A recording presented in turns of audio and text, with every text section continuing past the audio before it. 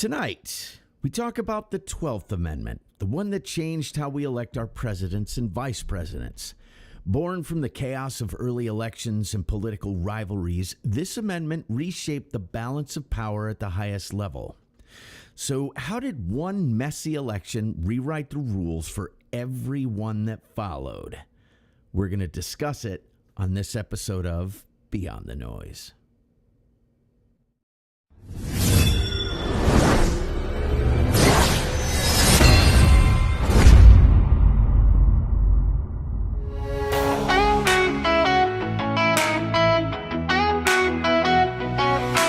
Welcome to the sound, we're breaking through.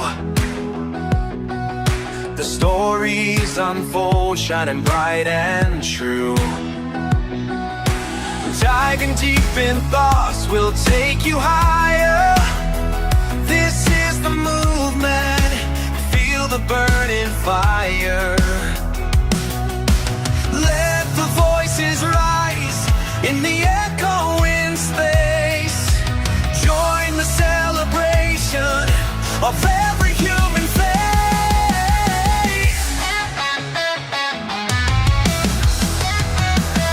Beyond the noise, we make our way. We make our way. Stories of courage, lighting up the way. This is our time, we're ready to play. On the Soar Network, we'll seize the day.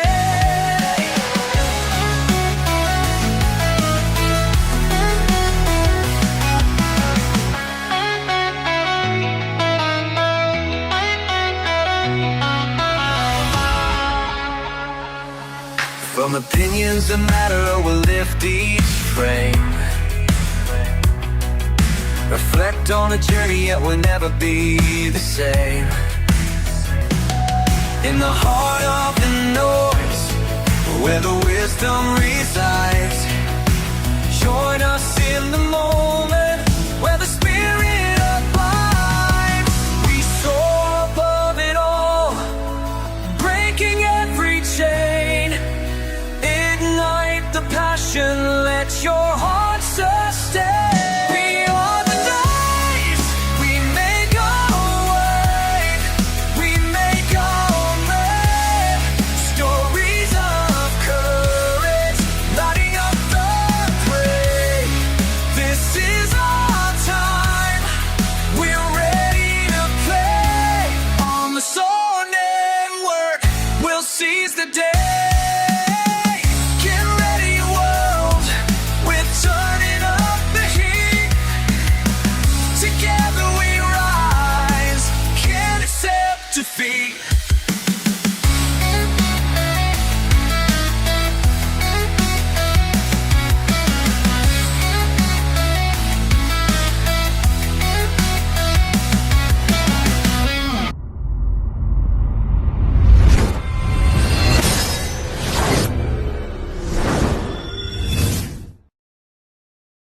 More.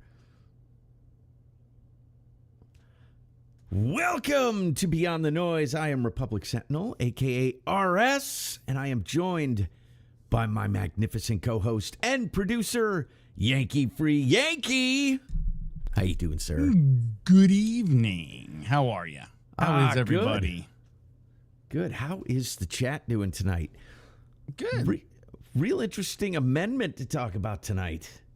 Kind of Yeah. born out of hell. I think it goes all the way back to Jefferson when it really got started, right? When Jefferson, well, I think it was Jefferson. I gotta look at the summary again. But yeah, it goes way back. So it'll be very, very interesting to delve into. So did you guys got a bomb cyclone, didn't you? Nah, not us. The Carolinas got that. We didn't get the bomb cyclone this weekend. That was all the Carolinas. Oh, that didn't end up getting up your way. Nah. Thought it was the whole. I mean, it was East cold. Coast. It's been cold. Today was our first day in a week above freezing, and I think it was 34. So barely above freezing. Yeah, everything's starting to get just got just soft enough today that Bo couldn't walk across the top of the frozen snow anymore, and he would like take 4 steps and a leg would break through the snow, and he'd be like, "What the?" He'd trot a couple more steps and his back leg would fall in, and he looked like he was getting very annoyed. It's good stuff, man. It's nice that you guys finally got in on the snow action. We've got very it was little more of it. ice, but still, it was white. I'll take it. Yeah. All right. So, you want to talk about anything that's going on in the world lately? I think if we start talking about what's going on in the world, we'll never get to the 12th Amendment because how much isn't going on in the world right now? Yeah, it's crazy. It's absolutely crazy. I will give a quick tip of the cap to my son who took his oath and has got a top secret clearance too. Congrats. Yes, I'm very, very proud of him. That's awesome.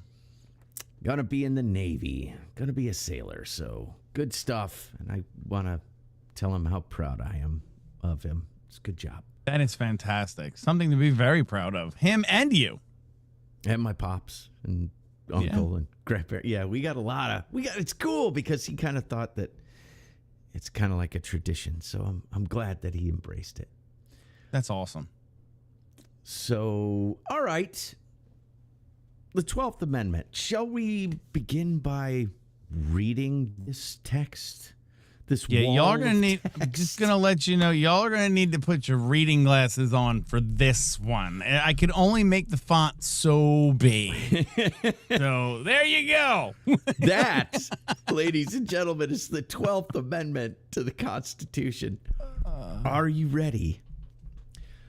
The electors shall meet in their respective states and vote by ballot for president and vice president, one of whom at least shall not be an inhabitant of the same state with themselves. Interchangeable. No. They shall name in their ballots the person voted for as president, and in distinctive ballots the person voted for as vice president. And they shall make distinct lists of all persons voted for as president and all persons voted for as vice president, and of the number of votes for each, which lists they shall sign and certify and transmit sealed to the seat of the government of the United States, directed to the President of the Senate. The President of the Senate shall, in the presence of the Senate and House of Representatives, open all certificates, and the votes shall then be counted. The person having the greatest number of votes for president shall be the president, if such number be a majority of the whole number of electors appointed. And if no person have such majority, then from the persons having the highest numbers, not exceeding 3 on the list of those voted for as president, the House of Representatives shall choose immediately by ballot the president. But no person constitutionally ineligible to the office of president shall be eligible to that of Vice President of the United States. I think that's it. I think that's it. I think so. Wow, 2 hours later. Yeah. Holy cow. And we mentioned this backstage. It's like this could have been said in way fewer words when we had some of the ones in the first 10 that were 6 words and meant so much more. Yeah. Encompassed such a broader, this was way wordy. Yes. Sounds like it was written by a bunch of people who didn't want retards to be able to mess it up. You know well, they did anyway, so... Yes. You could have saved some ink on this one. Yes, definitely could have saved some ink. But, so, in the summary, it talks about the election in 1800. believe this was Thomas Jefferson, and let's see here. 12th Amendment changed how the Electoral College elects the president, vice president, mainly by requiring separate votes for each office to avoid the kind of election chaos seen in 1800. The election of 1800. Whoa, that was Jefferson, if I'm not mistaken, or was that? Oh man, I had that all listed out, and now I'm missing it. Doggone it! Hold on a second. No, that's not where I want that.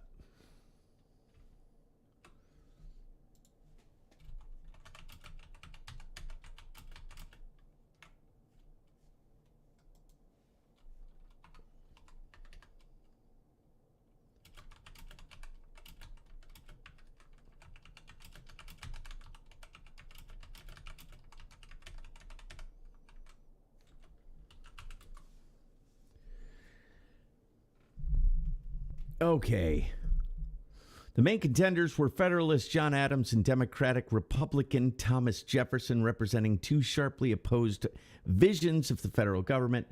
Under the original Constitution, each elector cast 2 votes for president with no distinction between president and vice president.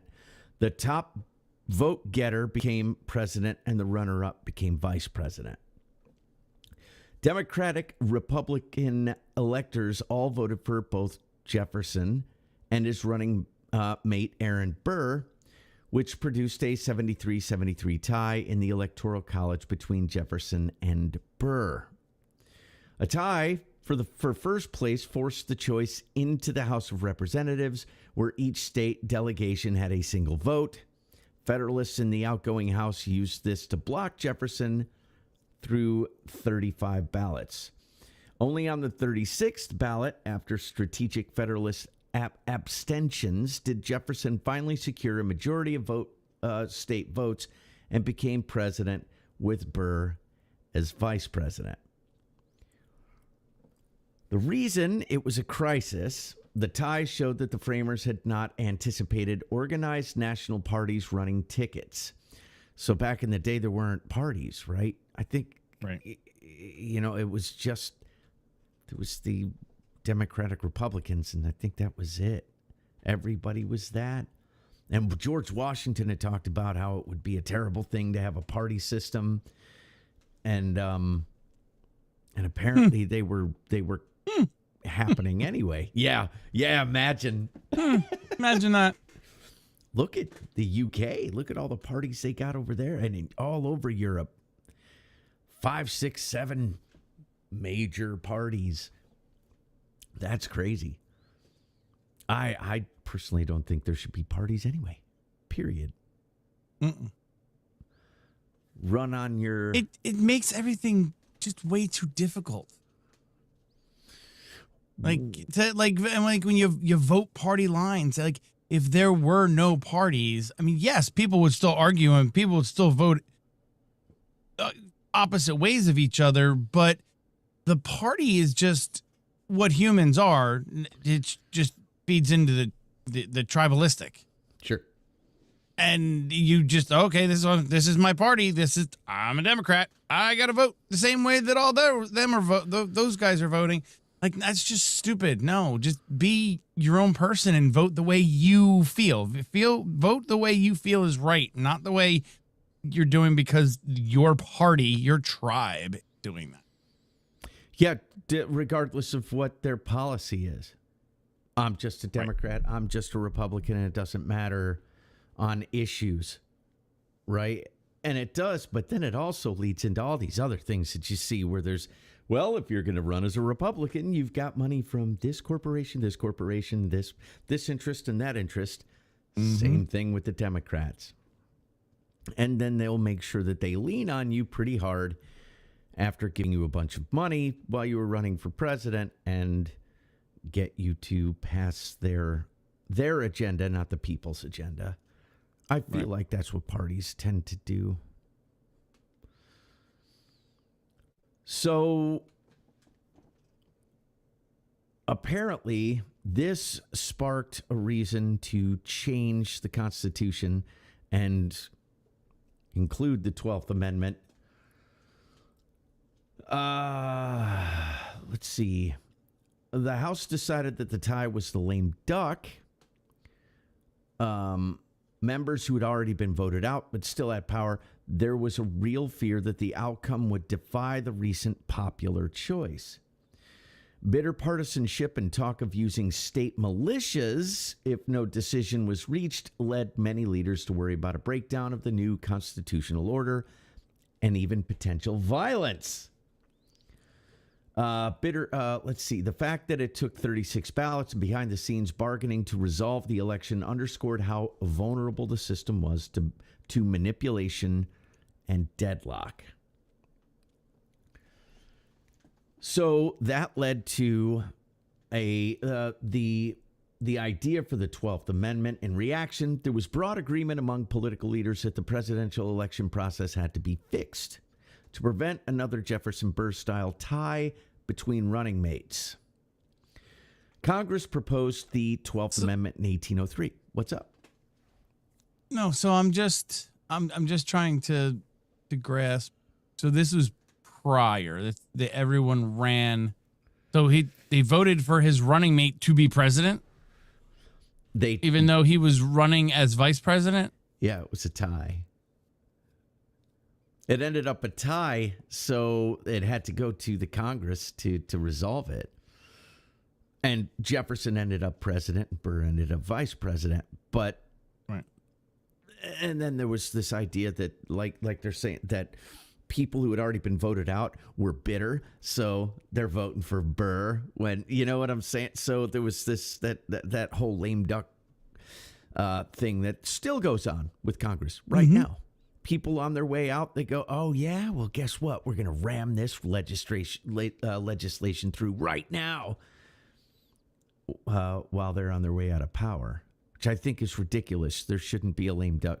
Once the elections is over in November and everything's tallied and everybody knows, I think that no more legislation unless it's an emergency should take place until the next people take office. Mm-hmm. And honestly, that makes sense, but almost too much sense. Yeah, right. They don't want that. They don't want that. No, this is hence why we have another government shutdown coming. It's already a partial shutdown, isn't it? We're in it. Yeah. We were in it since Friday night, right? Didn't it start Friday night? Yeah. Yeah, or this morning, whatever it was when it took place, when it actually took effect. Again, more partisan garbage. What? Yeah, they and they're fighting over, ICE. and they're fighting over defunding ICE, which in turn defunds.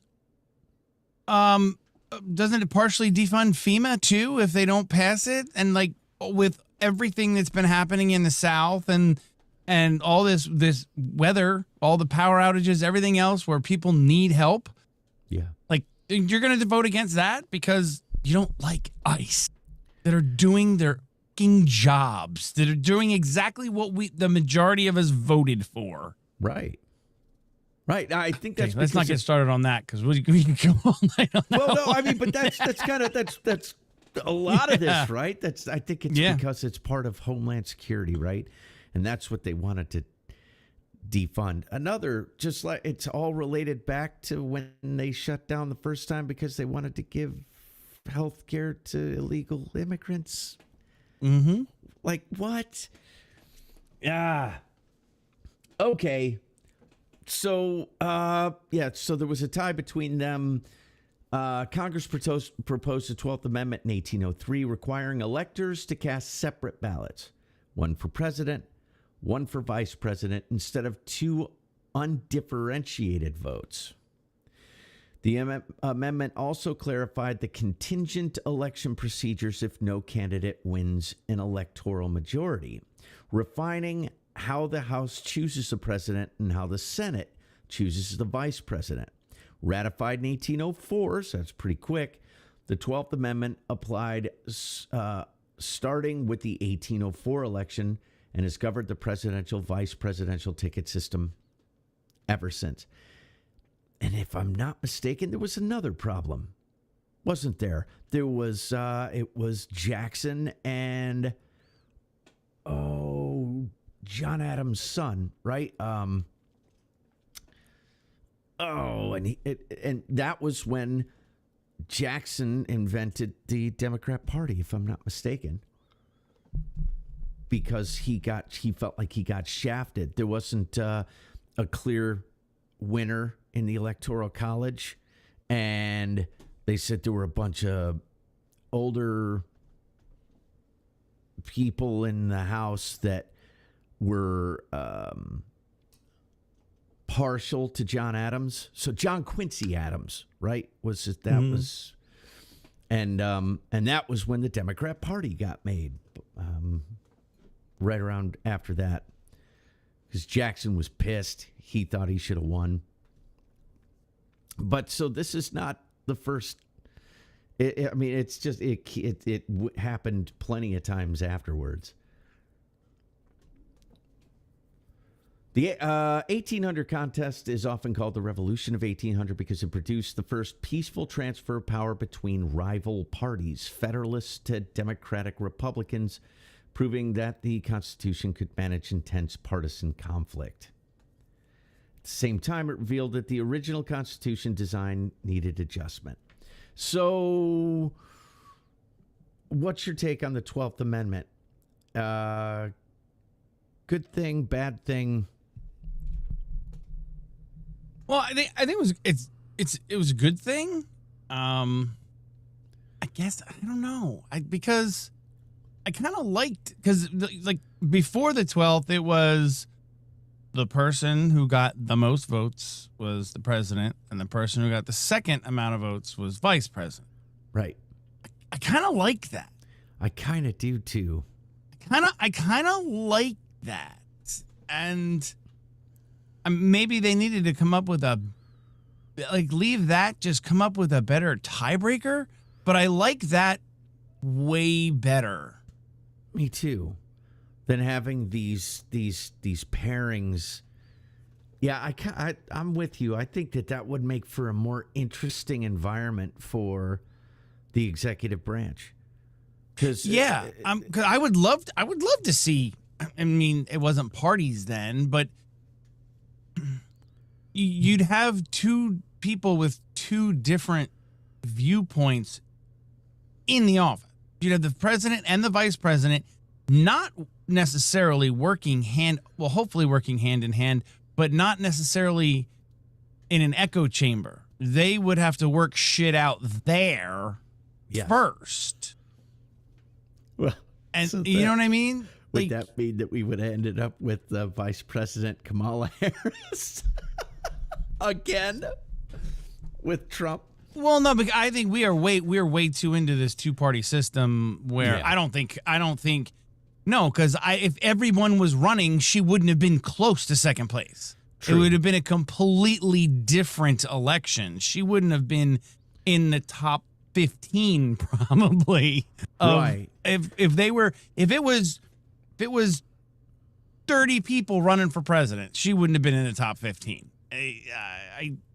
You know what I'm saying? So I don't think that would be an issue, and I think that's one of the things that I like about it is the two most popular people running for the office of president become president and vice president. The two most popular. I agree. So that's what most people are voting for. To me, that's more of the people, by the people, for the people. Sure. Is we're telling you, most of us like this guy. The next bunch of us like this guy a little bit better. Mm-hmm. But okay, here's your top two. Let's roll with that. They've got to both have positive characteristics. Sure. If the majority of people have voted for those two people, I like that. I like that way better. And if the majority of people voted for those two people, they probably have some correlating common issues. Like Right. they agree on some core issues, then there might be some superfluous stuff that they don't, and then that could be stuff that you could hash out. But yeah, it would have been cool. Maybe RFK Jr. and DJT might have been interesting. If it would be a different landscape altogether anyway. But yeah. I think that you're right. I think that it sounds like a much more. Maybe all they really needed to do was just change the way the tiebreaker was done, like you said. Right. Yeah, they didn't need to from the rework the whole thing. They just needed to be like, oh, shoot. Yeah, they didn't see that one coming. So let's just tweak it. So in the event of a tie, you have a runoff between those two. I mean, I mean, that would be, I don't know. I like it. That sounds nice and fair. Sounds very democratic. They don't really believe in democracy anyway. But that's good because we're a republic. That's true. That is true. A constitutional republic with elements of democracy. But yeah, I think I agree with you. Like this amendment, like other amendments, didn't really need to be. It could have been much more simplistic. It could have been much more condensed, and it could have been done differently. I think it would have changed. It could have been, hey, this is how we're gonna handle ties. Yeah. No more ties. None of this. No more snafus here with ties. This is how we're fixing a tie. Plain, simple, done. You didn't have to rewrite the whole damn thing. Yeah, a paragraph. At least one paragraph, maybe two there. That was a whew. Talk about run-on sentences. That was insane. And really, the summary of it all is just that, they needed to trim it up, rethink it a little bit, and they did it awfully quick. Took them a year. Nowadays, you can't even get an amendment to the Constitution. Well, the 11th was the quickest ever. I wonder where this one ranks in that, but they said the 11th was the fastest one ratified ever. Yeah. I wonder if we can find a ranking on that.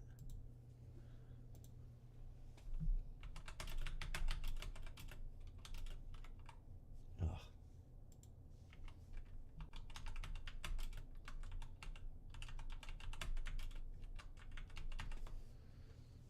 Let's see. Fastest was the 26th, which lowered the voting age to 18, ratified in 100 days. 12th was second. Where's the 11th? Didn't we just go over this in the last one? The 11th was the fastest? Didn't it say that? I can't remember. No, it's saying here that the 23rd was in 9 months. 26th, March 23rd. The 26th Amendment was 100 days. Yeah. 12th Amendment was 189 days. Okay. 21st was 288 days. 23rd was 285. Okay. And the 13th was 309.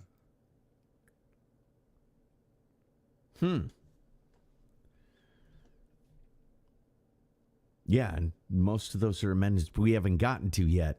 No. And the 11th isn't even there. No. No, but it was also passed pretty quickly. I'd love to see you try and get an amendment through. It'd probably take 10 years at this point. The people who proposed it would be money. Long gone. Be money. I don't have the chat popped out. I was having internet issues again before we started the show. Welcome in, guys. Welcome in. What's up, Ash? Here we go. There we go. And now I can see the chat. There we go. Pop it out.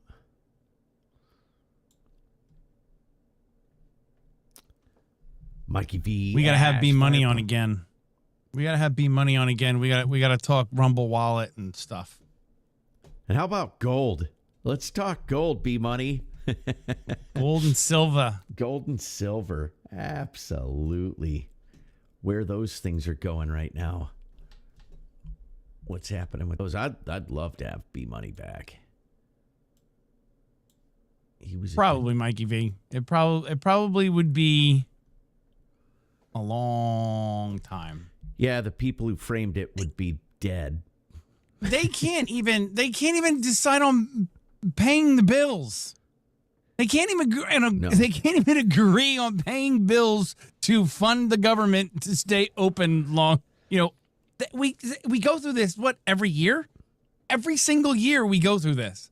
Yeah. So they're gonna ratify an amendment in any sort of normal time. It would never happen. Imagine ratifying an amendment to the Constitution in 100 days.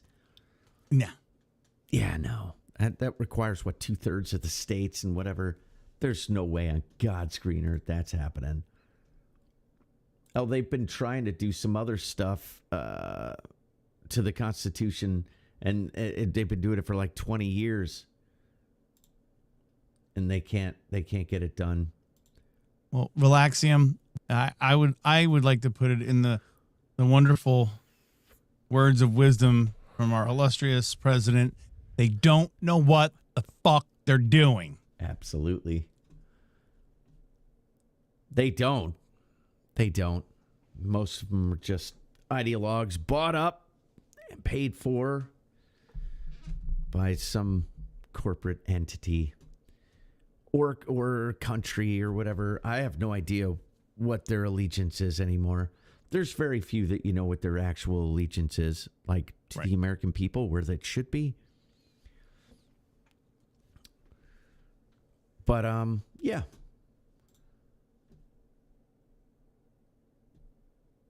So let's see this.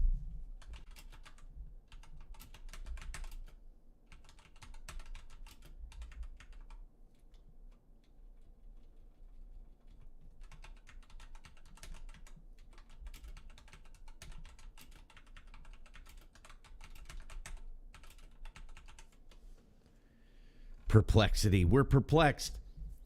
We are perplexed. Give us some answers here.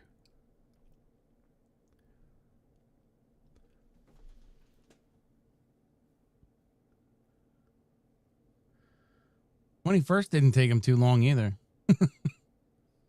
No. Voting age at 18 also. I can't wait. That was the fastest. That was 100 days. Yeah. Unbelievable. What was it before that? 21, I thought. Wasn't it? Was it? Let's be sure on that one. Well, we're not covering that amendment, but it was just a perplexing question. Or was there even one? Good question. Because I still think 18 is too young. Well, then that would get into the whole if you can serve and die 21 years old prior to the 26th Amendment. Well, that's always been my issue too. Is I mean, we're gonna go over this when we get to the 21st. So I don't want to. But same thing with drinking. I mean, if you can go to war and die for your country, then you should be able to buy a pack of cigarettes and buy a handle of bourbon and have at it. Because if you're responsible enough and old enough to go die, I agree with that entirely. But there were plenty of be money. Republic is. What? I missed it. I can't remember if either of you are veterans. Yes, sir. I am. Why did I miss that? I'm not seeing B Money. Am I having? Oh, he B Money may be over. over. Yes, B Money's over in Living Yankee Free. Oh, the gotcha. link There it is is down pinned. below. Oh, it's not pinned to the top anymore. Why is it not pinned to the top anymore? CEO hate Chris is that it rating and tipping unpins. vet creators tonight, I think. Oh, I is he? hate that it unpins. Oh no, it's still pinned there. There should be a pin message up at the top. B Money for the link.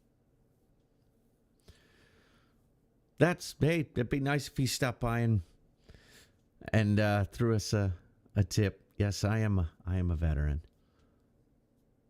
CTR in the Navy.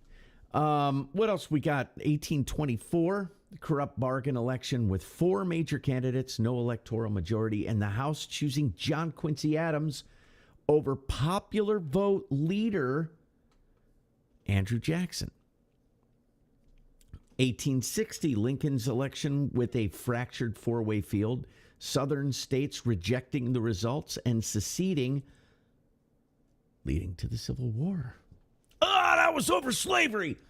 Oh no, I was just going to say that. Wait, I thought the Civil War was fought all about slavery. I thought that was all about slavery. No, it wasn't. No. That was the wet towel that Lincoln threw in there in the middle to try and drum up morale and get the slaves to revolt against their owners down in the South. 1876, Hayes versus Tilden, disputed returns in multiple states. Disputed returns in multiple states. Special Electoral Commission and the Compromise of 1877, trading the presidency for the end of Reconstruction. That was in 1876. 1888, Harrison wins the Electoral College while losing the popular vote. That's happened numerous times, highlighting the gap between the two tallies. Here's a good one. 1960, Kennedy versus Nixon. Remember this whole idea that Illinois had a little something to do with that? Close counts and fraud allegations in Illinois and Texas, though Nixon ultimately conceded without a formal constitutional fight. There are plenty of people who argue that he won that election and that the unions got involved with that and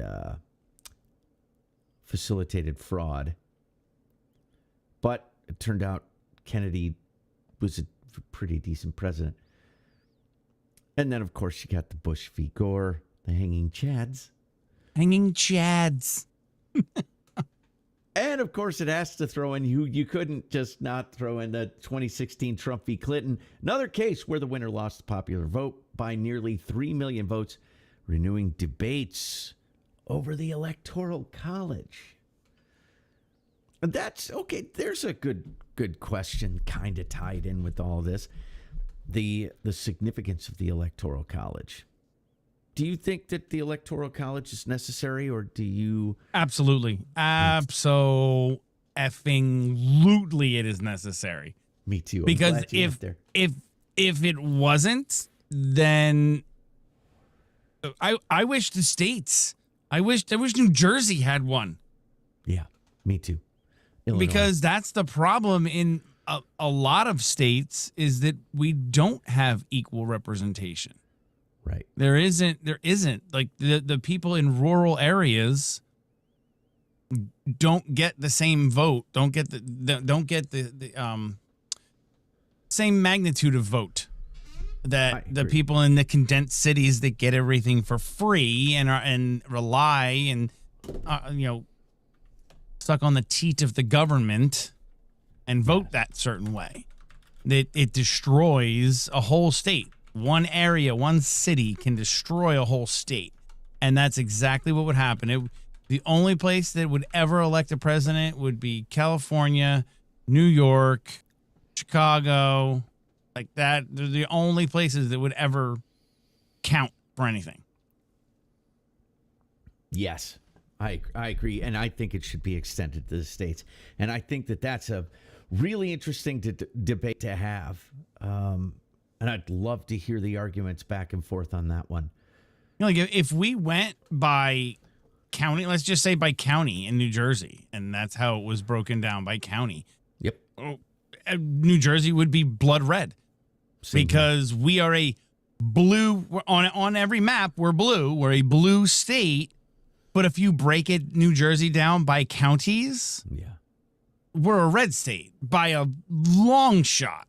Same here. It's only a handful of shitty counties, that the ones that go from Philadelphia to New York, the straight line across New Jersey that's blue.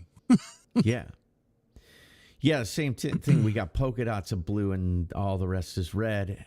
And I guess the argument that could be made in those areas would be that, well, they are the populace, right? So they are the bigger population centers, so they have the say.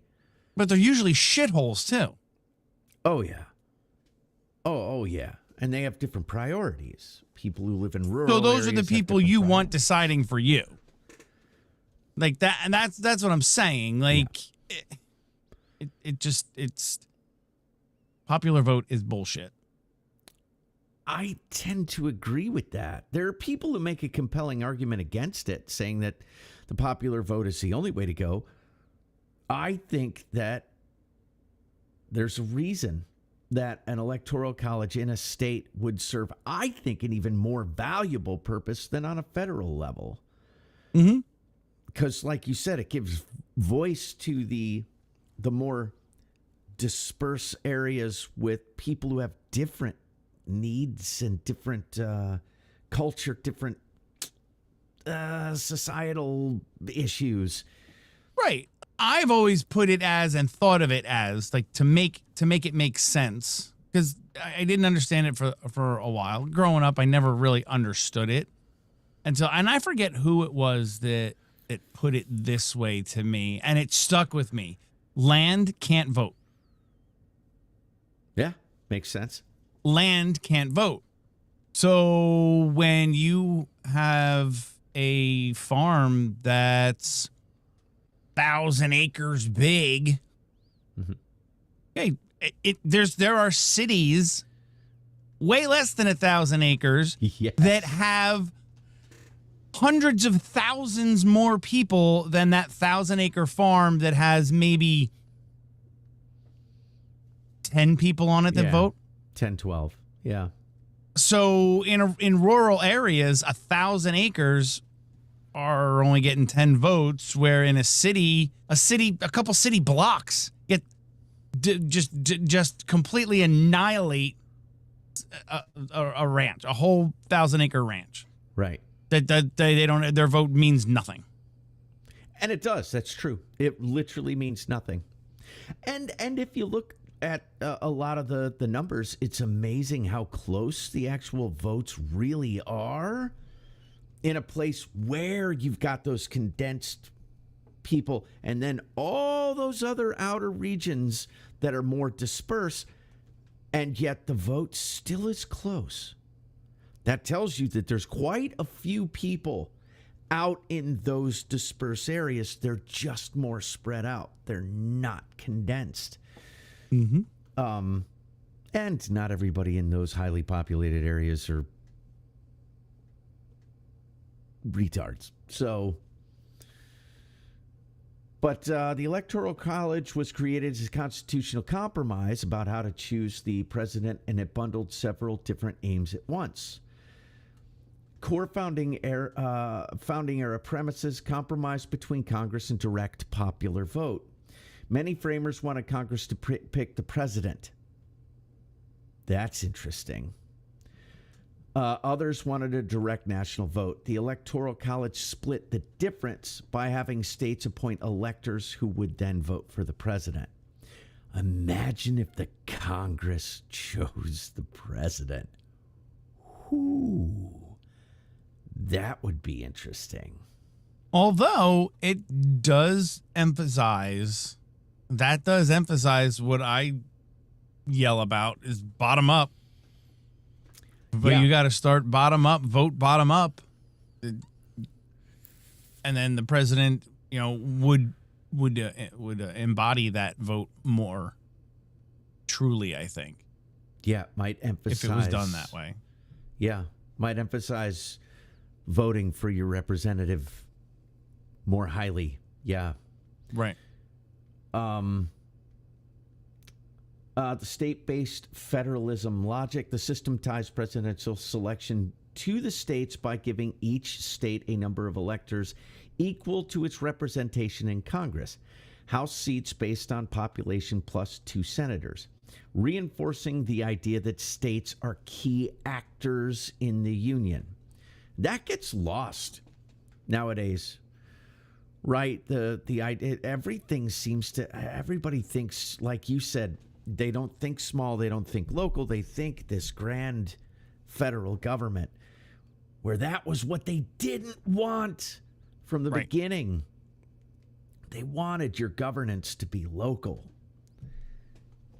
And it's a shame that it's gotten so, the federal government has become so important. It's really not. I mean, it has become, but it shouldn't be. It's No, defending our borders, facilitating trade, and securing our borders. The 3 big ones. 3 big ones. Funny that that last election was a lot about that. Good night, DA1.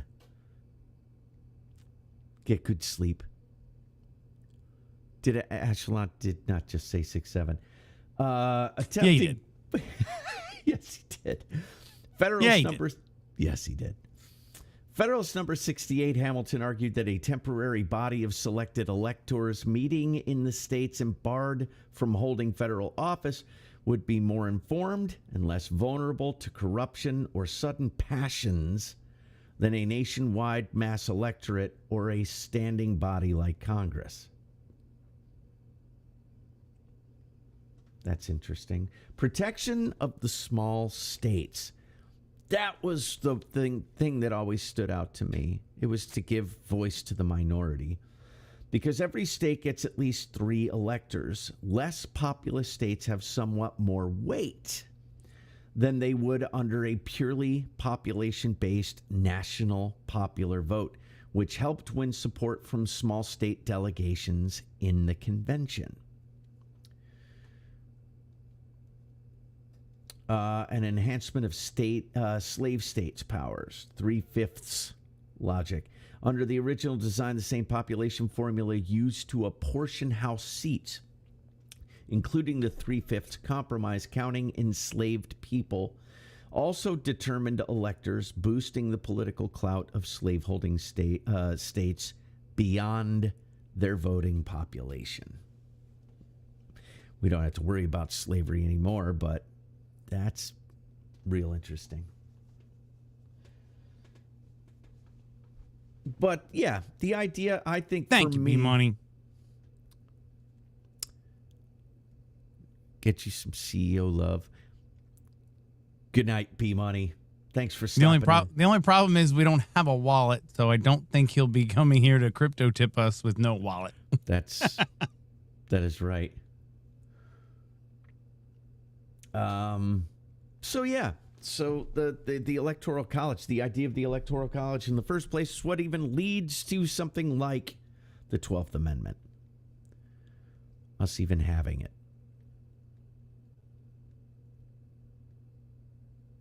So there you go.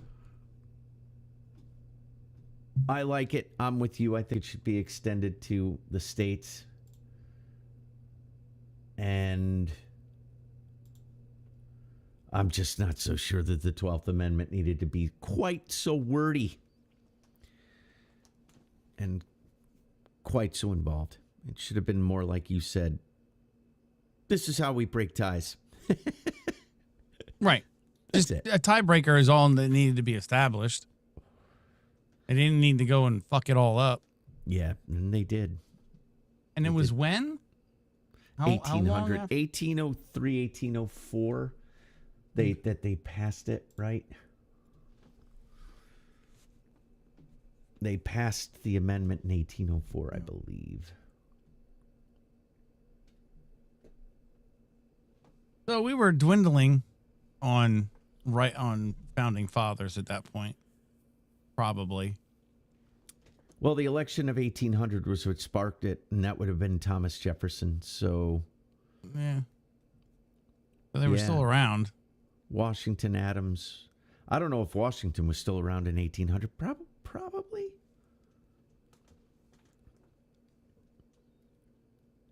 I mean, that's something we could look up too.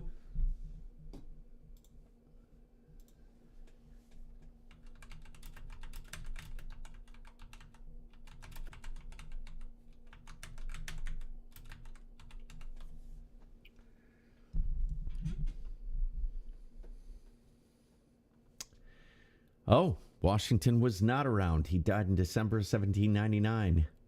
There you go. Wow, Ben Franklin in 1790. John Adams in 1826, so he was around quite some time. Jefferson 1826. Madison. Yeah, but they weren't 1830s. involved though, right? They didn't hang around like our boomers of today did. No, they went Because on that's to not run their what businesses. that's not what was supposed to happen. I bitch about that regularly too. Like come do your civic duty and then go back to your freaking job. But big government and politics has become way too lucrative. Nancy Pelosi. Yeah, and they will not give up that power or that money. The argument keeps being brought up about Trump and doing business while he's president. George Washington did. He literally had 2 desks in the Oval Office. One was for his business, and one was for the presidency. John Adams, lawyer, he did not discontinue his law business when he became president. Thomas Jefferson, it's like a lot of these guys, they didn't go to be president to become wealthy. They went to be president to serve because they had a passion and love for their country. Yep. I don't think they even got paid, did they? They didn't start paying these people until late 1800s. When did they start paying the? Yeah, it was a burden. It was a burden. Yes. You did it out of love of country and wanting to do your duty. It was a burden because they had to worry about who was taking care of what needed to be taken care of at home because they weren't bringing anything in, not being there. Right. That's absolutely correct. Now it's not a burden. Now bartenders who can't afford a fucking apartment are now millionaires. Well, I have to stomp on my tongue here. They started paying the Congress in 1789, right after the ratification of the Constitution, and the president as well. This per diem system, per diem, pay only for days in session, was the original way. $6 per day of attendance in session. And how many days were they in session? President's annual salary was $25,000 per year for George Washington and his successors. So they were getting paid. I had no idea. I didn't realize that. It was still a burden, though. They weren't getting paid handsomely. Right. No. And okay, so if they were getting paid, if the Congress was getting paid for number of days in session, how many days in? So it was per diem.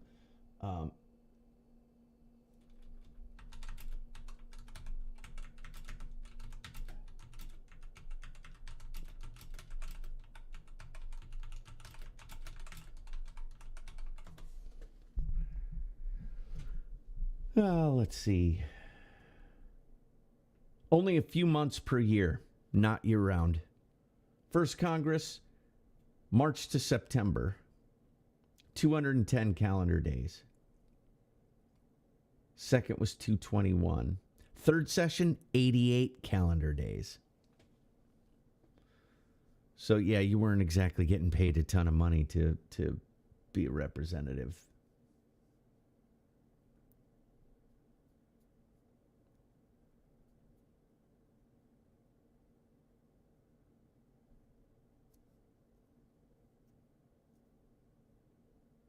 8 to 9 months of actual session time spread over 2 years.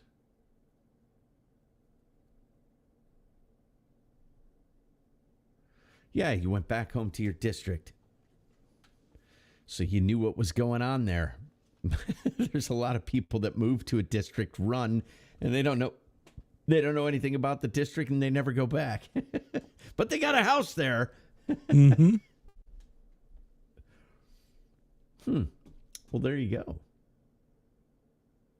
I had no idea. I didn't think that they were paying them early on.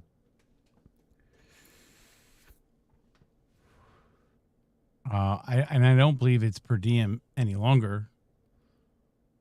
No, they get paid a salary. $175,000 a year. Yeah, I think it's $175,000 a year.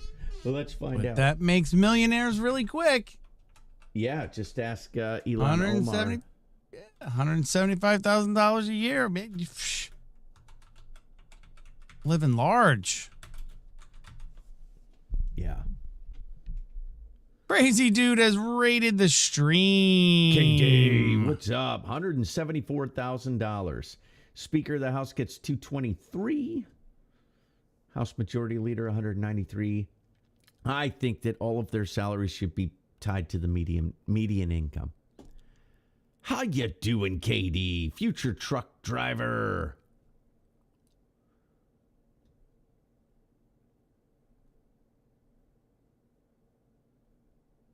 Welcome in, Raiders. That's still a lot more money than I get paid per year. And what are they doing that's so damn important? Nothing. They literally do nothing. We're witness to it right now. The government shut the fuck down. They do nothing. Yes. Argue and bicker and then go to cocktail parties together. And hang out. It's all a big show.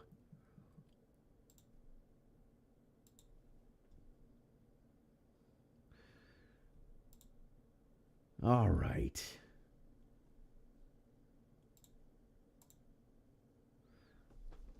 All right, Liz, you go lurk. It's about time for us to take a break anyway. Yes. So, Miss Liz, you go lurk. You do what you got to do. Thank you for being here and everything you do, Miss Liz. Good to see you, Liz. All right. And you heard Yankee say it. It's around the top of the hour. We're going to take a tiny 3 to 5 minute break. If you're new here, we like to take a break at around the top of the hour. Give you a chance to stretch your legs, grab some fluids, drain some fluids, grab some munchies, whatever it is that you need to do, but don't go anywhere. We are coming back. What do you got on the way out, Yankee? Thank you all for being here. We appreciate you all for giving us your eyes, your ears, and your time 3 days a week. We did take a little hiatus last week, but we are back in full swing here. We will be here tonight, talking about the 12th Amendment, to know your rights. Wednesday night, it's all about chat. It's chat-driven Wednesday. What the fuck, chat? What we like to call it.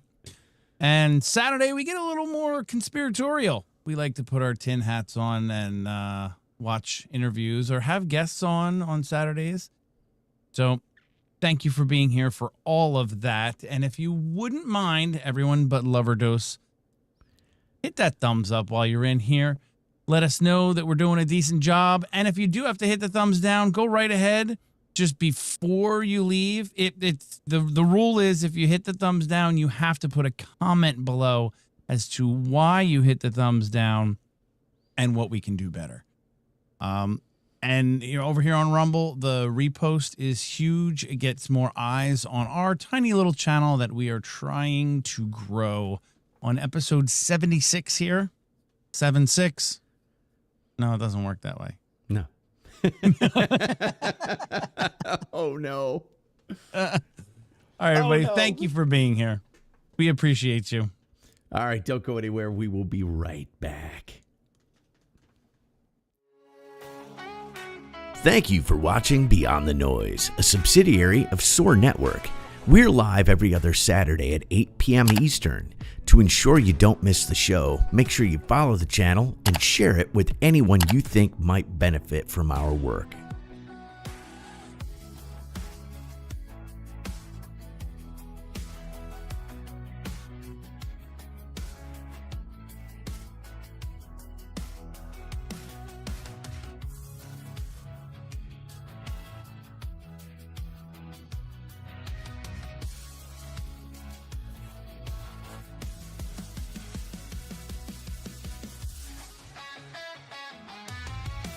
You can find Yankee every Friday night on his Living Yankee Free channel for bourbon and beer for some irreverent fun with friends.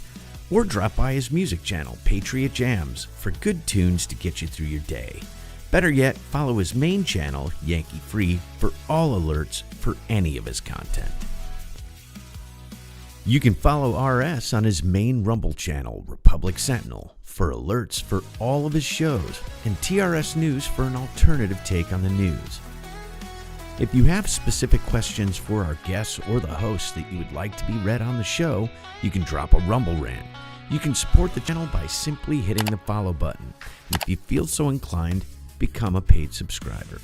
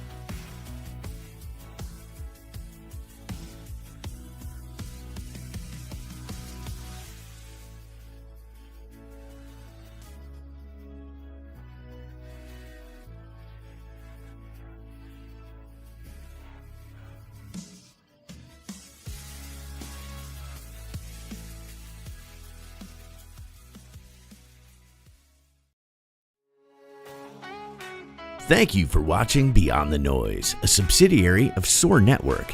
We're live every other Saturday at 8 p.m. Eastern. To ensure you don't miss the show, make sure you follow the channel and share it with anyone you think might benefit from our work.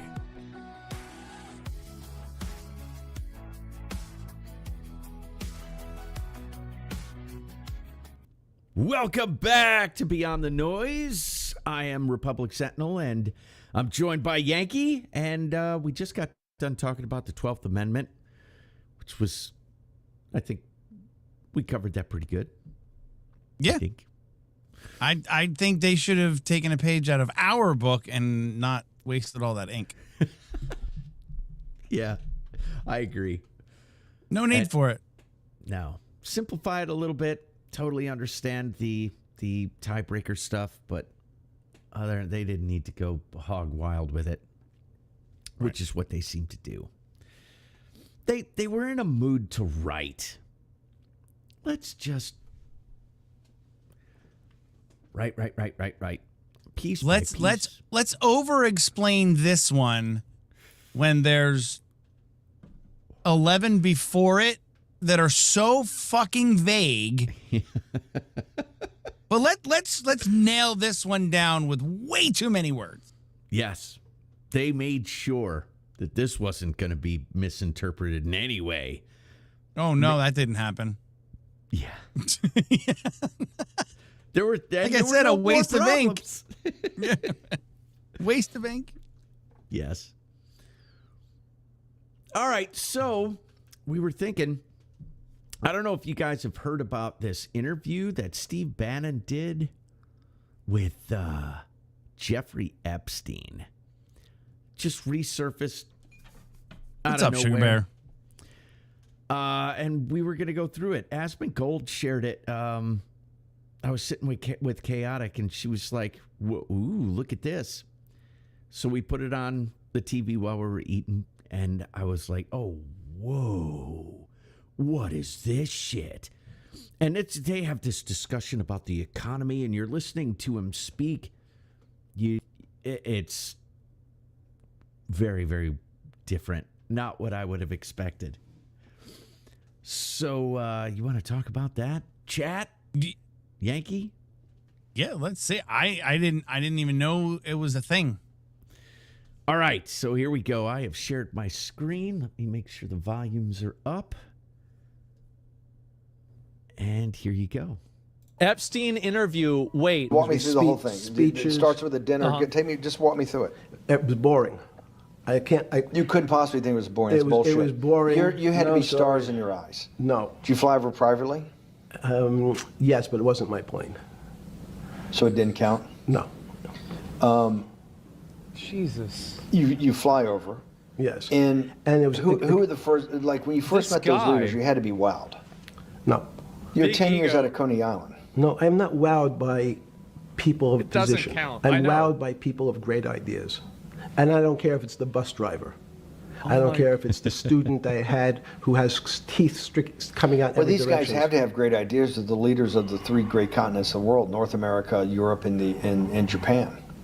No, many of these world leaders become world leaders because they're popular and they were able to get votes, or they were able to convince people to vote for them. I learned later. Right. I think this is Many the of first them time are I've ever just- heard Epstein speak, and he definitely sounds like an Epstein. Yeah. Yes.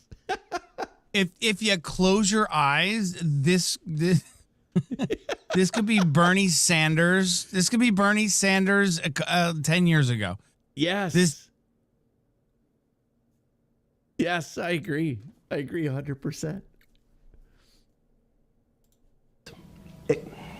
Good at what they did in terms of politics. Remember, world leaders are politicians in general. They're not scientists. They're not intellectuals. They're not great thinkers. They're great politicians. At the first Trilateral Commission meeting that you remember, He's in right. Tokyo, Yeah, he is. Sometime in the early 90s. He is right. Do you remember what were the big issues of the day that they were talking about? Yeah. In fact, it was funny because they were talking about inflation. And they were worried that what would happen. How do you Is this control fucking Mel inflation? Brooks in a rubber suit? Yeah. Like the fuck? Yeah. Right, motion, influence, control. As a mathematician, I didn't understand the concept. I don't understand the concept today. No, not Mel Brooks. How's that possible? Who's the one who married his freaking stepdaughter? Oh, Woody Allen. Yes, it's fucking Woody Allen. Yeah, it does sound like Woody Allen a little bit, doesn't it? Oh, dude, that weirdo. Married his stepdaughter or something. Oof. When you talk about most things to do with money, money is meant to be local. It's U.S. dollars. Then I understand what it means. We're going to go to if 40 inflation with, means my Clinton. dollar today inflates, and it doesn't buy as much as it did a couple of years ago. Financial crisis, like you'd blame someone for giving your father most people. And it's easy to blame people for the financial crisis, like you'd blame someone for giving your father the drink before he had his heart attack. But what really happened, the real enemy of the finance system was Bill Clinton. And if you ask me what and who caused the financial crisis, I would tell you it was Bill Clinton. Man. Because of what Bob Rubin Wow. and he did to deregulate the financial system? No. Wow. Because as of the last time we had our 60-minute interview, you talked to me about home ownership. And you asked me whether everyone should own a home. And I told you, no, it's too risky. So the financial collapse of 2008 is because of hardworking African Americans, Hispanics, and whites who wanted to have a ownership stake in the society that all rests on their shoulders. They're the culprits. No, not at all. Okay, then I didn't say they were the culprits. I was pretty clear it was Bill Clinton. okay. And why was it Bill Clinton? Because Bill Clinton wanted to get votes from those people.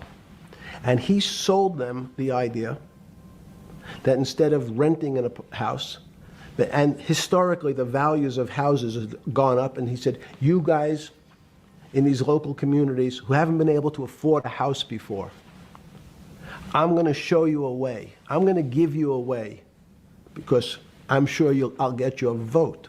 Oh my. That you can own a house. Bro. Because I want your vote. So what we're going to do is I'm going to let you buy a house, Mr. Bannon, when you really, you're right on the border, maybe, or not even on the border. Your credit is not good. Yeah. Okay, let's be honest. And it's not my fault. It's 5 not minutes, how he was Bill recruited? Clinton's Okay, fault. all right, after but this. Whatever happens, at the moment your credit score or whatever it is, your credit's not good. Now, normally, you come to me and want to borrow money, I'm a bank. Okay. I have to interject. It wasn't even about bad credit. It was about extending credit to people who didn't have the financial income to afford that credit. I mean, when you saw the financial collapse of 2008, the housing market, there were people who had 2-3 mortgages that couldn't afford one. But they were on these ARMs, these adjustable rate mortgages, and they were guaranteed this super duper low rate for 5, 7, 10 years, whatever it was. But once that was up, the interest rate was going to skyrocket to wherever the interest rates were at the time. Mm-hmm. And their mortgages would double, triple, even in some cases, even more than that. And they couldn't afford that. So it was a scam. It was this big, it was a huge scam. It wasn't even so much that the people didn't have the credit score. Some of them just didn't have credit at all. And they didn't have the financial resources to even think about buying a house. Am I right when I say that, in your opinion? It sounds right on to me. Sounds like exactly what happened. So it wasn't just that bad credit. It was that they didn't have the money for it. But they want, like he said, he is right in the sense that he blames Bill Clinton and others at the time that. Yeah, because Bill Clinton doesn't do that. No, Maybe it was in his administration and his time that did that. But Bill Clinton himself, and trust me, I'm not defending Slick Willie by any stretch of the imagination, but I don't think you can pin that. Just like the reason I preach, vote bottom up, because the president alone can't do that. No, he can't do a lot of things. That was definitely the Congress in tandem with the president. The president had to sign it. Right. That was like that was to force banks to loan money that they shouldn't. Any other time they would never have loaned that money out. Right. So it's not just Slick Willie's fault. That's for sure. Mm-mm. All right, we'll go a little further. But interesting that he is throwing him personally under the bus. That's interesting. Yeah, the guy who in this very house that he's doing this interview had a picture of Bill Clinton in that blue dress. Mm-hmm. Yeah, he had a beef with Bill Clinton apparently. Wonder why.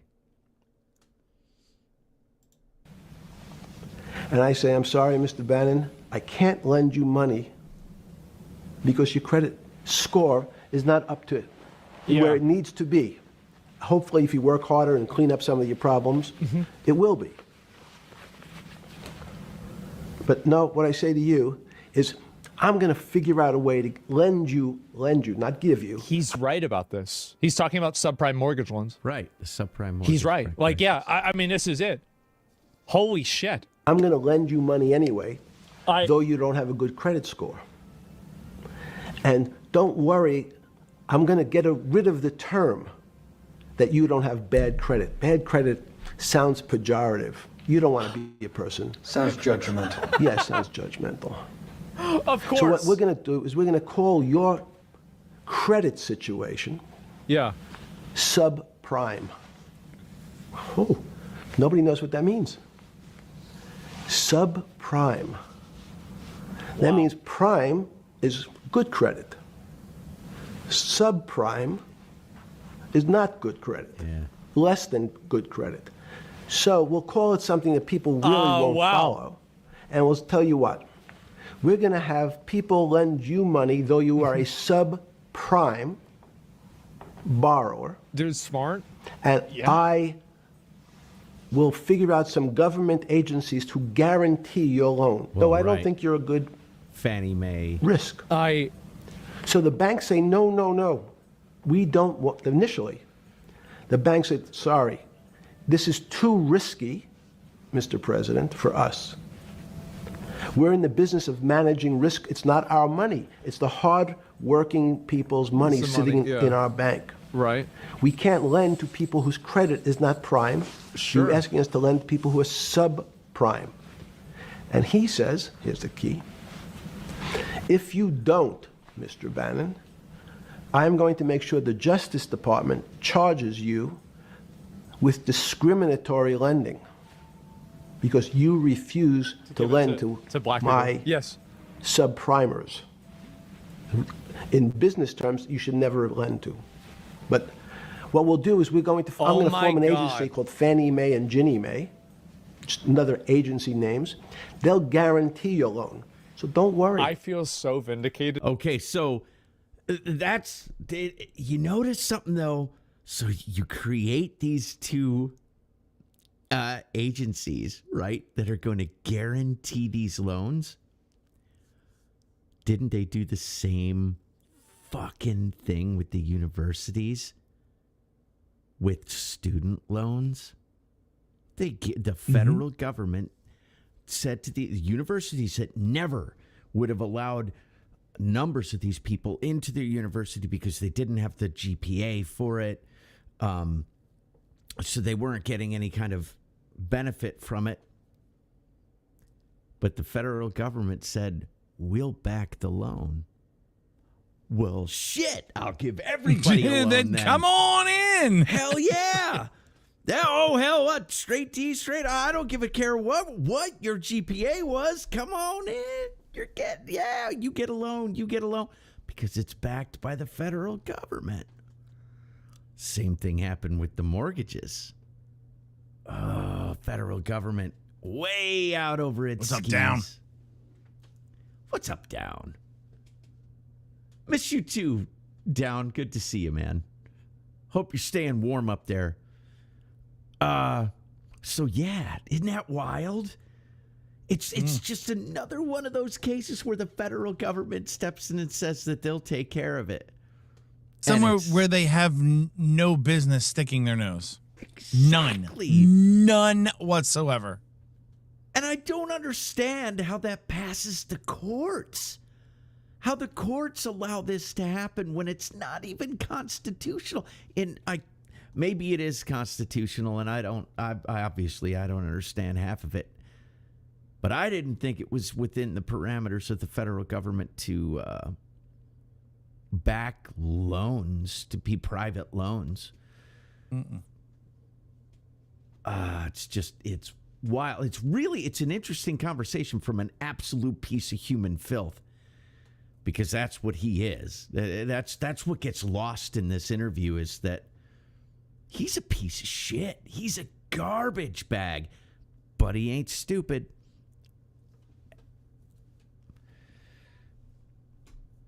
Right now, this is crazy. Holy fuck. Don't Holy worry, you don't have to pay it back anymore. Even though maybe you don't even have to work as hard anymore.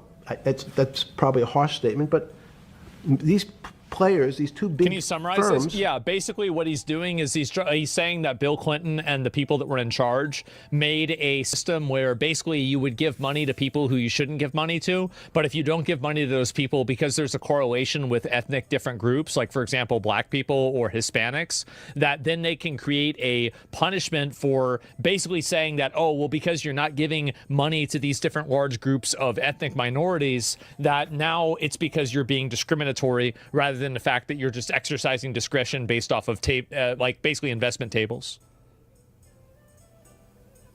But they and then also it's by keeping those people, like remember what I said before about how it's like keeping them on the clock, right? Always making sure that those people aren't able to ever like kind of like get outside of the money that they're continually having to pay. Fannie Mae will guarantee To make the them fact reliant that on bank the system and continually will fucking receive its vote money. for the same people. Now, the bank says, wow, best deal in history. I refused to lend to Mr. Bannon, but now he has the big brother, his Uncle Sam. Yeah. He went to his Uncle Sam, and Uncle Sam says, I'm guaranteeing it. The bank says, I want everybody. Give me as many people as you can give me. Because Uncle Sam is the best credit in the world. Not only it's the United States government. We'll take it all. We'll take as much subprime as we can handle, because it's the best investment for the moment. It's a strange investment because it has politics. The YouTube video is no longer up anymore? Inserted its way into the numbers. Politics doesn't belong in the markets. Oh, it's here. But now we're going to have, I want the votes. We'll make guarantees that you who can't get a house normally will be able to get a house from the bank.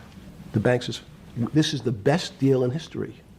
We will package 100, 300, 1,000 of you subprimers, and we'll sell it off to somebody else. And the whole system becomes mired in subprime mortgages.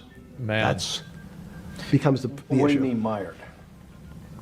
There's just too much supply. It's a supply-demand problem. You get too much supply. No, it's a very good subprimers question. like a slur? What does too much supply mean? Well, then you get to people, go back to your first question to me. The financial crisis. Government leaders. Government leaders know if they're good, and they can do mathematics, they can balance their checkbooks. So certain people in Congress said, well, how do you value these subprime mortgages? The banks say we've been valuing them the same way we've always valued them for the past 20 years. The accounting. This is like listening to a dev explain how they designed the game. I don't know. I wouldn't go that far. You know, like it's like listening to It's like a dev interview. firms. There's something in this country called GAAP accounting, which is a standard type of accounting. Generally accepted accounting principles. And we account for them the same way we've always accounted for them. If we paid $1,000 for your mortgage last night, Yes. when we put it on our books today, we're going to say its value is $1,000. Right. So it makes sense. I paid for it. What's its Like value? Blizzard, yeah. It's $1,000. That's what I paid for it last night. No. The Congress people said, that's not really a good answer, you know. That doesn't give us confidence that you know what you're doing. Because what happens if you have to sell it tomorrow morning? If This is explained in the movie, The something's Big Short. happened and you Yeah, The have to Big sell Short. it. Remember those kinds of stress tests? Great. Would you be able to value it at what you paid for it the day before? And Wall Street says, that's not the way you can think about this. This is crazy. Yeah. We always value things at the cost from the I day can't before. wait. I'm listening to an accounting And lecture they've from this changed dude. the accounting When the method. dev speaks, you listen. In essence, to say not what it was That's worth crazy. yesterday, but if I have to sell, what would it be worth? Yeah. That's impossible. So what happens is every bank now has to value something they bought yesterday at lower than they paid. Architect, yeah. Never before in 20 years did they have to do this. So something they bought at 1,000 on their books was 1,000 is now I'm gonna be honest. The more I watch this, the more I'm not sure if he's dead. 990. Oh, he's definitely not dead. Yeah. Stop No, it. he ain't That's dead. just- We've you had asked the this question about what Way they start to hell think he's about. dead. I don't know. No. Something's 1,000 and No. 990. This person now has to value it at 980. When did you first start to get nervous, understanding Bill Clinton in all this? Did you change glasses? Yes. Okay. I changed shirt. I was saying, saw didn't he the change his fucking shirt? Yeah, dude, that weird. Wait, this is the same interview? He did Yeah. a fucking wardrobe change for a 60 Minutes interview? Yes, dude. Isn't that weird? I don't know. They must have taken a break and he walked away or something. And Bannon go, wait, did you change your glasses? It's like, He's like, yeah, and my shirt too. Yeah, my what shirt. the fuck? guy is a weirdo. Guy is definitely a weirdo. But he does sound smart. But that. Well, doesn't- a lot of weirdos are smart. They because if you're as big a weirdo as he was, you have to be smart and know the right people to not be dead or be in prison or in trouble. Like, you got to have connections and know your shit. Yeah, and he surrounded himself by some of the biggest moguls, the biggest, Right. the most intelligent people in the room, period. So I'm sure he gleaned a lot from them. There were comments that I've seen made about him that he was not that smart in the beginning.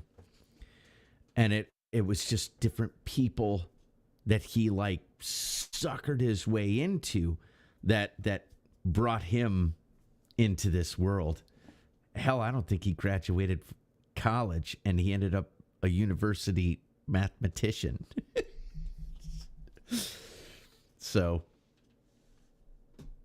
we go a little bit further before we wrap it, or you Sure. want to talk about something else? All right, we'll go a little bit. No, I'm intrigued. I am honestly intrigued by this. I was too when I saw. I was like, "Whoa, dude!"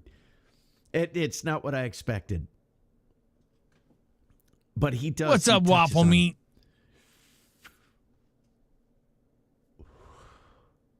Thank you, sir. He got used on himself. Needed a wardrobe. Oh God, I don't want to know. I don't want to know.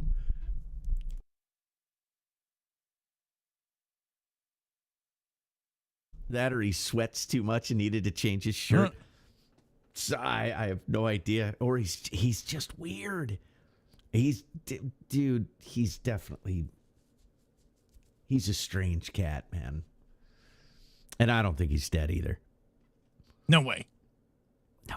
Not even close. Nope. It's a weird guy, bro. He changed his shirt in the middle of the interview. Are you okay with the? Yeah, great. I think we're gonna have all kinds of chances. to this. I'm experimenting. Okay. I'm experimenting. When did you get a feeling? Did you ever anticipate Yeah. before it happened something like 2008 could happen? No. He body swapped? How could that be? No. Because it's the word I can beat it to death is that it's very much like a. Would I anticipate I'll have a heart attack tomorrow? Unlikely. Was 2008 a heart attack or a stroke? Or kill yourself in Debilitating. jail. Yeah. Yeah, or hang yourself from a bed with paper sheets. I don't. Did you it was anticipate that, both. big guy? But why was it both? Because, in fact, as I said, the blood was getting dried up in the system, and the head, which is sort of the central bank, wasn't working.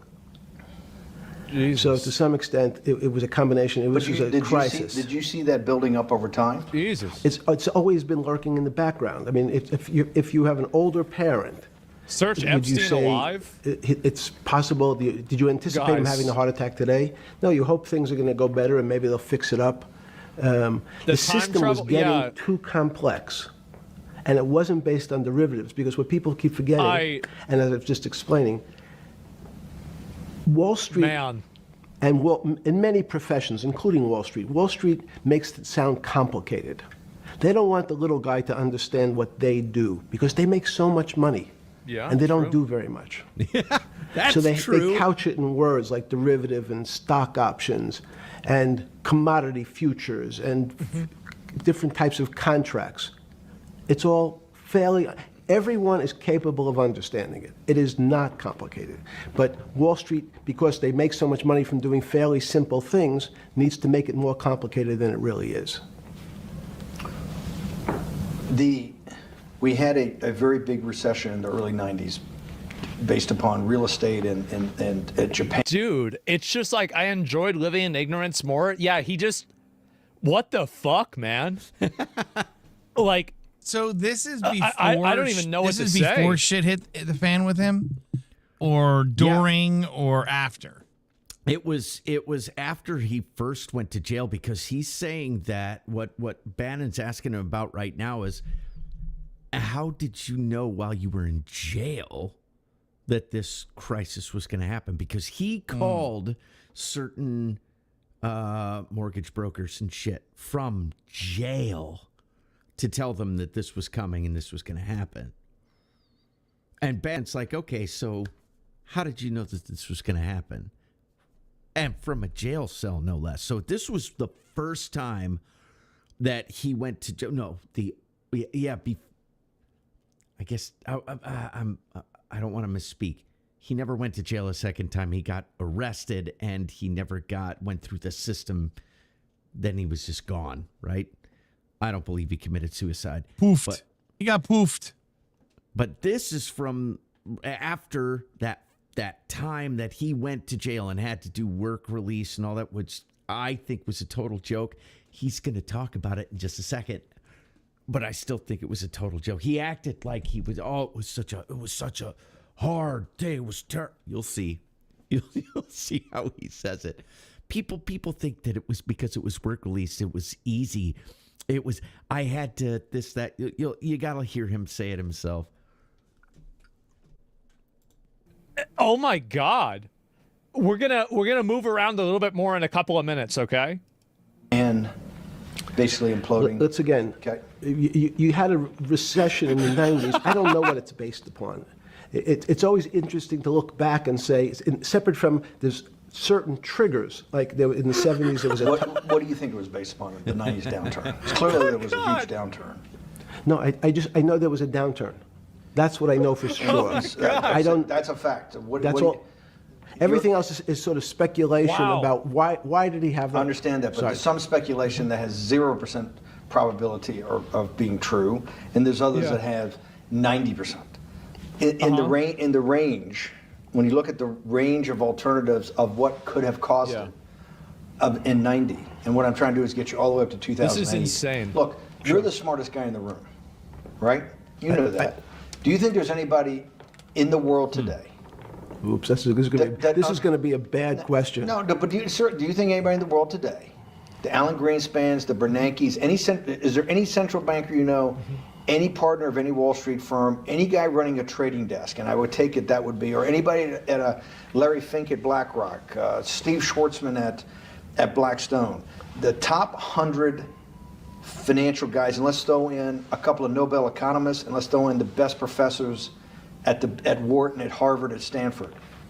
Do you think that there's anybody that understands money or understands the world's financial system as good as you? There must be. But it doesn't come to the top of the head. No. Okay, fine. Little arrogant, isn't he? Oh. Wow. Yeah. Wow.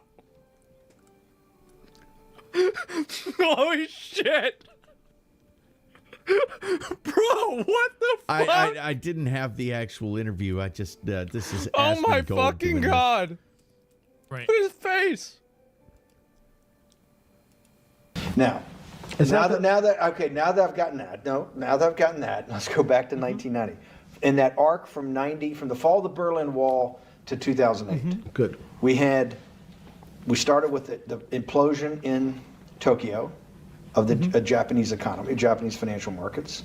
We had the huge run up in internet stocks, right? We had the implosion of that in 2000. The bankruptcy of Drexel Burnham in 90. Implosion of Japan, huge run up in equity markets for the internet, implosion of the internet in 2000, 10 years later roughly. And then this run up through the Iraq War and all that, the run up to 2008. Every 10 years, it seems like we're in some sort of 10 years before the 1990s was the 70s. You sound like an astrologer. Okay. I'm not a mathematician. It just seems to me a pattern of every 10 years. That's misleading. That's exactly right. Because people like to see patterns. People like to see patterns where there are none. So a pattern of a financial crisis every 10 years is just in my mind. Yes. Long-term capital. I kind of agree with him. Jesus, he just says it. Oh my god. No, This I is think he's nuts. right. What the It's kind fuck of is this? circumstantial. Yeah. Emperor Palpatine? No, I was actually thinking about that, right? This is more like Darth Plagueis. And then what followed after Darth Plagueis is Palpatine, who took over the government. Who is that?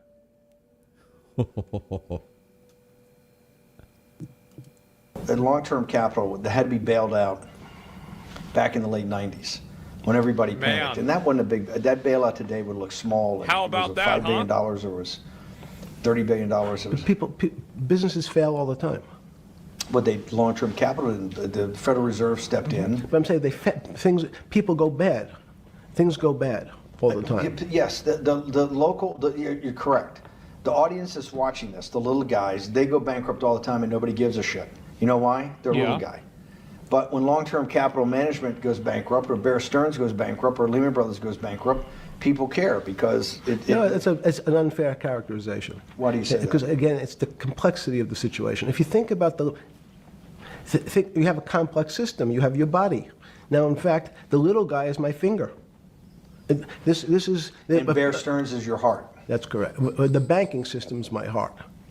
The system, I can't risk because remember, it's not only my. You haven't been able to name. Hang on. You haven't. Hang on. No, hang on. I was trying to hang. I wanted to see if the hang on worked. No. You haven't been able. You're not good enough yet.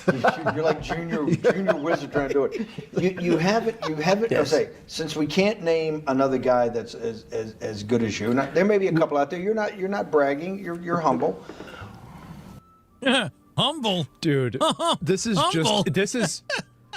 oh my god. Humble. You're humble. Who is this? This is insane.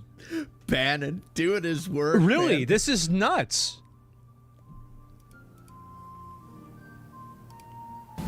It had to be sometime. Please tell me there was some time before you went to jail and basically got cut off from daily information in the summer of 2008. The most humble. That Yes, you started clearly. to get very nervous that this Don't leave. The complex video system was that taken something was down. deeply No, it wrong. wasn't. I'll try it again. Okay, Copy. first, let's go back. Paste. When I say no one understands the system better than I do. It doesn't mean I You always understand. sound like a doctor. You're afraid he's going to get sued for giving a thing. Yes, you're not, no. you're No, not no, taking no. on any liability. There's no contingent liability here for Yeah, your no, answers. no. But the word understand is the problem. Okay. I don't understand the system. So I don't understand the financial Will you system. please stop? You cannot sit here and Ma'am. tell me. No. What we just went through, I'll go through again. The It's hedge region fund managers, locked? the money Really? managers, the central bankers, the commercial bankers, the heads of the investment banks. Neurodivergent. Epstein and the character people and the media have created isn't real. He was a piece of shit that liked young women. Agreed. But don't get me wrong. But people think he led some demonic cabal. There are reasons for that. His little island with the weird temple that was on it, right? You've got all that drone footage of that shit out there. And then there was the one chick who was one of his victims, right? That got video footage out of the island, and there was all these different monitoring screens and video cameras in all these different rooms. This was where the idea came from, that he had all this video on people that came to the island and did things, and then he got video of them. He understood the financial system better than anyone because he was the I don't know how much he was the financial system. He was tied in. He knew with how some to big use it. people. He definitely He knew how to knew use and abuse it. Yeah. Yeah, but a lot of people make the comment that the financial system is a Ponzi scheme. And if you're in on the scheme, you're gonna make out. Right? It's always the people on the bottom that end up losing out on the Ponzi scheme. He got in on the top of the Ponzi scheme. I don't know how much longer this Ponzi scheme can even go on. But he clearly did understand how things were done. Yeah. I don't think he was as smart as he thinks he is, though. I like how Bannon was kind of baiting him. You're humble. You're You're humble. Yeah. What? I wonder if he understood. I'm sure he did. Oh yeah, okay. Now you're trying to bait me and pull me in to get me to say some shit. But yeah. Very, very interesting. Getting close to the end here. We are. Want to go a little bit more, or you want to just wrap it there? Yeah, go ahead. Let's do a little bit more. Let's listen to a little bit more of this ridiculousness while I look for a read. Okay. The heads of all the trading desks, the top economists, and I'll throw in the business school lecturers at Stanford. Of all the top 200, 250, you can't name at the top of your head the guys are at least at your level. Neuro, you have to understand it somewhat. No. Sorry. We all don't understand it. Man, No one understands it. It's a miracle. Jesus It's that's part of the problem. It's impossible to understand. That word understand simply means if this happens here, that will happen. Share the video. Yeah, this is nuts. Let me go back. I'm going to find the other ones too. So apparently he talks about the Illuminati.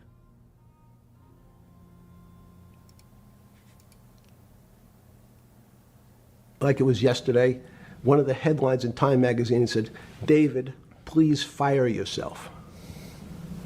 So he thought that there was a world that existed that would be a combination of both politics and business and leadership.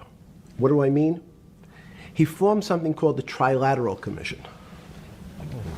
The Trilateral Commission is some spooky stuff. People said it was something, the Illuminati, there's some mystery.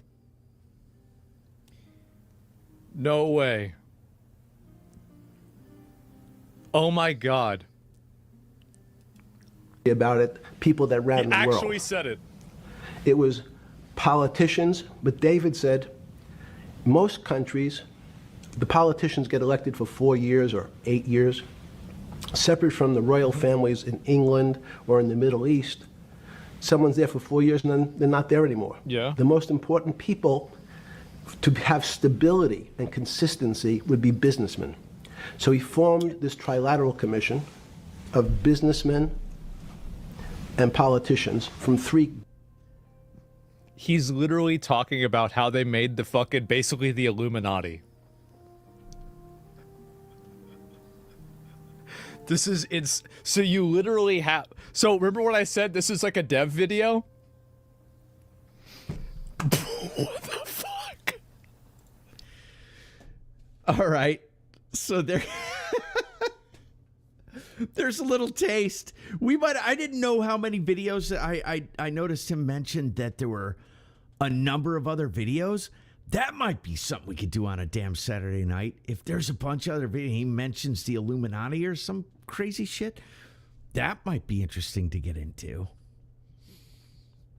You know what else I noticed? Tucker Carlson dropped an interview just before we went live, like an hour before we went live, with AJ from the Y-Files. Oh, Saturday show. Yeah, Saturday. That sounds like a lot of fun. So That sounds like a ton of fun. yes, Oh, I gotta watch that. Oh, I love it. It's good stuff. We should probably. Let's see. That was instantly. Oh yeah, Saturday. We're talking I got about that one, goosebumps, dude. I love it. That'd I be a can't good wait. one. I can't wait to see it. All right, so that's about the end of the show. Hope you guys. I hope we did a decent job with the 12th Amendment. Big that could have been small. Yeah, waste of ink. Waste of ink. Just break the tie. Just figure out the tiebreaker and move on. It would have. They went too far and fucked everything up on that one. I agree. I agree. I think they way over-engineered that the 12th. And they passed it in record time too. Like 100 And freaking days. that checks out. That checks out. Yes, something simple. The government. It was something that should have been simple. They made it way more complicated. Used way too much ink and did it in record time because it wasn't needed. Right. That sounds like the federal government to a T. Totally checks out. Completely checks out. Yes. And just wait, we got more great ones coming up. That's going to be good stuff. More amendments that were passed extremely fast as well. So, I like this. Is a good time. It's good stuff doing the Know Your Rights, and then of course the stuff that we throw in there at the end is always a good time too. All right, so that'll be the end of the show. If you're not already following this gentleman over here or over here, wherever he is, on my partner Yankee. If you're not following Yankee Free, please go follow his channel. He's got bourbon and beer on Friday nights. He does do some shooting the shit and other things as well. So please go follow him. Friday nights, 7 Eastern. Bourbon and beer. Don't miss it. I've been on hiatus for a minute, but I will be back and doing more streams of my own. Games, news, stuff like that. So please come follow my channel. I will get back up on the horse. I'm on days for a couple of weeks training on a new job, and I'm going back to nights. And I think that's going to be changing here in the next week or so. So then I can get back to my regular old mumbo jumbo. All right. So other than that, please follow us both. We love you very much. We love your support. And if you're not already, follow the channel. Give us a like, a share, a repost, all that good stuff. And that really helps out on Rumble. Now, it is raid time. Where are we going? It is raid time, tonight, sir.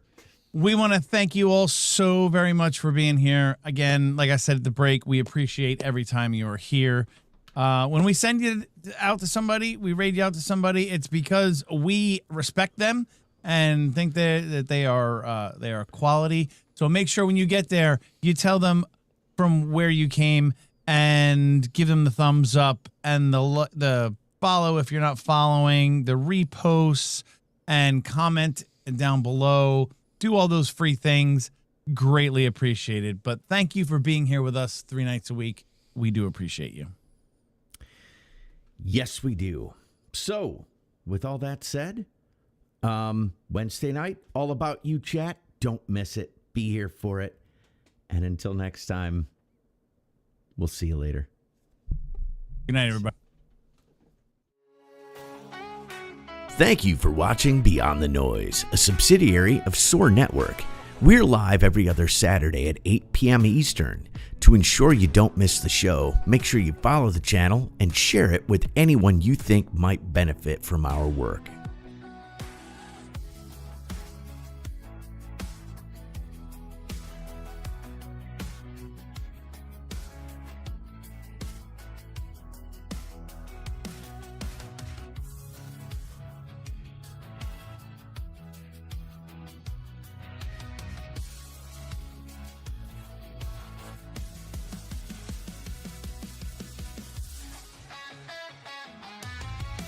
You can find Yankee every Friday night on his Living Yankee Free channel for bourbon and beer for some irreverent fun with friends. Or drop by his music channel, Patriot Jams, for good tunes to get you through your day. Better yet, follow his main channel, Yankee Free, for all alerts for any of his content. You can follow RS on his main Rumble channel, Republic Sentinel, for alerts for all of his shows, and TRS News for an alternative take on the news. If you have specific questions for our guests or the hosts that you would like to be read on the show, you can drop a Rumble rant. You can support the channel by simply hitting the follow button, and if you feel so inclined, become a paid subscriber.